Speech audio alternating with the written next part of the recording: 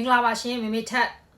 ဒီမှာအာလူးနဲ့ဝတ်သားနဲ့ဂေါ်ရခါးသီးလေးနဲ့စားမယ်ရှင်ဒီမှာတိုးစရာလေးပါရှင်အစိမ်းကြော်လေးကြော်ထားတယ်အားလုံးကျမ်းမချမ်းသာကြပါစေငပိရည်လေးစမ်းမယ်ရှင်ဘိုင်ရန်စားနေတဲ့အချိန်လေးမှာငပိရည်လေးနဲ့စားလိုက်အရန်ကောင်းပါရှင်ငပိရည်ကတော့မပါမဖြစ်အရန်ကောင်းငပိရည်နဲ့စားပြီဆိုအရန်ကြိုက်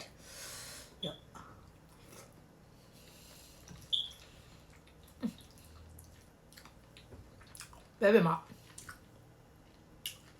တိုးစရာပဲမောင်လေးကောင်းတယ်